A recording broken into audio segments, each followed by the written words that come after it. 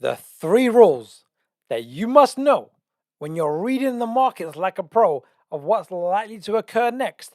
The secrets that no one tells you with Elliott Waves. I'm going to share them with you today because with crypto, Elliott Wave applies so well because it's all based on fear and greed, and the psychology, the FOMO, the FUD is real because buying and selling behavior is really kind of driven by human emotions. If you like today's video, like, subscribe, hit the bell notification. If you don't know me by now, my name is Jiggy. I'm the award-winning author of The Extraordinary New Venture Capital Opportunity, How to Invest Like a Pro. Been featured in the best-selling book, High Probability Trading Strategies, back in 2008, where I used to focus on currencies only, but now exclusive on crypto. So let's dive straight in. Right, we're going to do some theory. We're in teaching mode right now. Right, so the market's moving a five-way sequence. You're getting used to that now, right? And an ABC correction. Right, we're used to that. But the rules, rule number one, wave two cannot retrace past the beginning of wave one. Basically, it means the market, when it moves up, the first move to the upside, the downside movement cannot go past and should not go past the beginning of wave one. Wave two cannot retrace past the beginning of wave one. If it does, it invalidates the wave count and we need to reevaluate the market. We need to reevaluate what we're looking at, right? Second rule, rule number two, wave three cannot be the shortest of wave one, three, and five. So when we're looking at this, there's certain buying and selling behavior.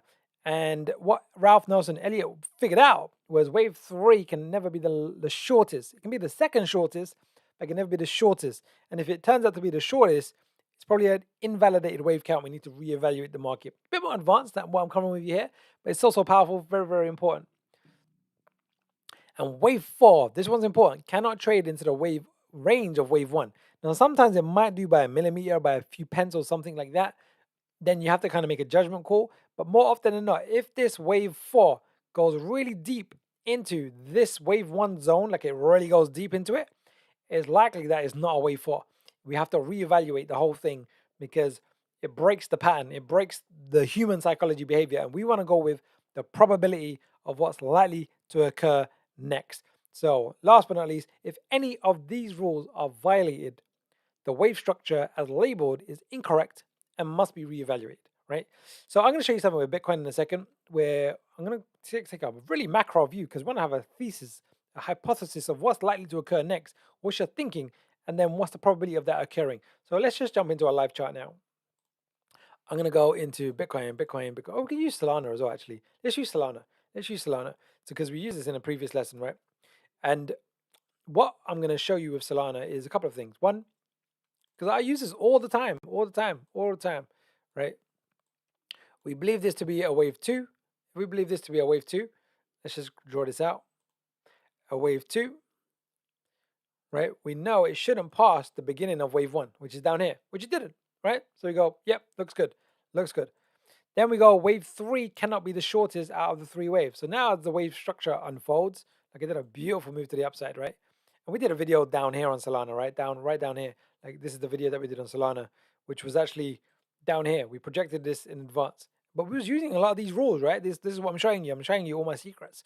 Bang, right? So wave three cannot be the shortest. So clearly, without a shadow of a doubt, it's longer than wave one, right? So that's fine. Bang, and then we go wave five or wave four. Let's do the wave four rule. Wave four rule is it cannot trade into the range of wave one, right? So this is the range of wave one. And then wave four, which is this one here, should not trade into this range. So we know this should be the absolute floor if the price was to go down. And it shouldn't go beyond this. If it did go beyond this, it would invalidate the wave count. We need to reevaluate. It only went down to this range and then it continued to a higher high. And then last but not least was, what was the other one? Let's just jump back into the lesson. I think it was this one here. We said, cannot retrace. Yeah, we covered all three. Brilliant. So now let's just do the same for Bitcoin. We're looking at a macro picture, right? So again, we had this amazing 2017 bull run. Wave two down here should not go into the range past the beginning of wave one, which is down here. It didn't. It was a deep retracement. It's like really, really deep, but it didn't go past that. So that's fine. Wave three cannot be the shortest. Well, wave three, like look at that, bang, it's way bigger than wave one, right? So we go, yep, that follows.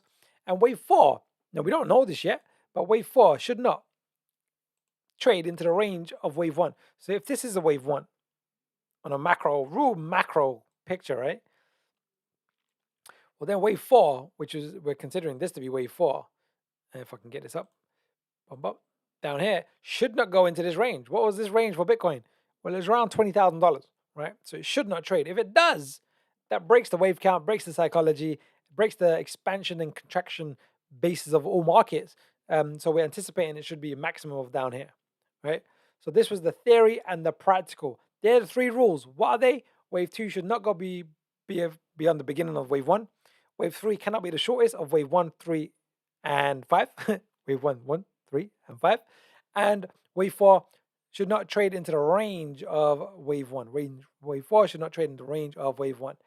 So these are key fundamental rules of buying and selling. Sometimes when you're looking at price, it's confusing, especially if you're new to the game and you're looking at why is it going up? Why is it going down? Why did it explode and now it's coming back down?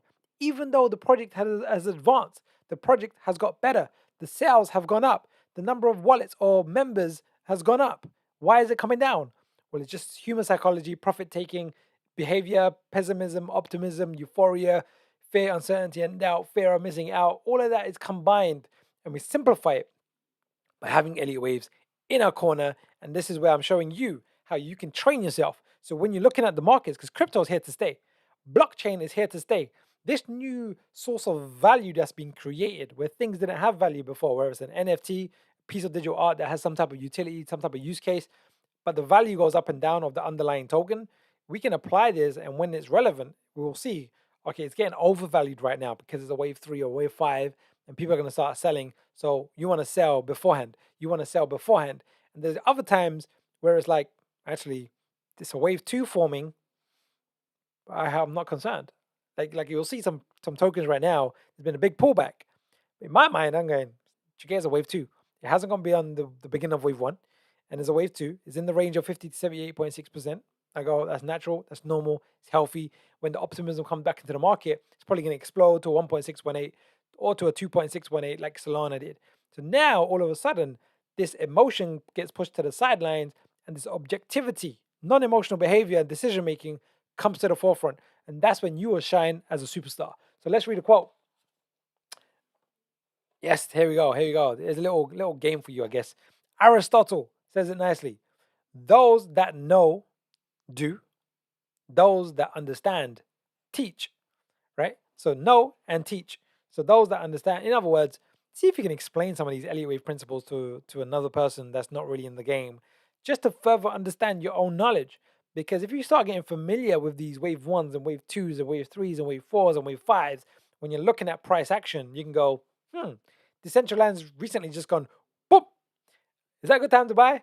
No, I like to buy at the end of a wave 2 as opposed to the end of a wave 3, right? When it's going down, when everyone's panicking, you can kind of have this objectivity and go, nope, just a healthy correction before the next sprint.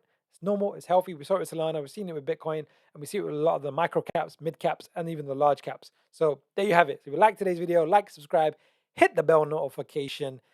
Take my free Elliott Wave and Fibonacci Masterclass. It's in the link below. I've broken down a lot more in digestible, easy bite-sized chunks in my best effort on keeping it in layman's terms. So I will see you soon. What we're covering next? We're going to cover some more Elliott Waves. I'm just bashing out these lessons. Whilst we're going through this correction, you need to upskill yourself because most of the money, most of the profits are made in the last 20% of the bull run. We're moving into that last 20% very, very fast. And we can see some parabolic moves. And people are terrible at taking profits, terrible at reading the markets, over emotional. That's natural because we're unconscious beings, but we need to have a business plan, a trade plan, so we can execute and see things that others are not seeing so you can win, increase your financial health, so you can be happy with yourself, not in a year's time going, man, I was this much up and now I'm back down. No, we don't want that. We want to win, win, win. All right, see you soon.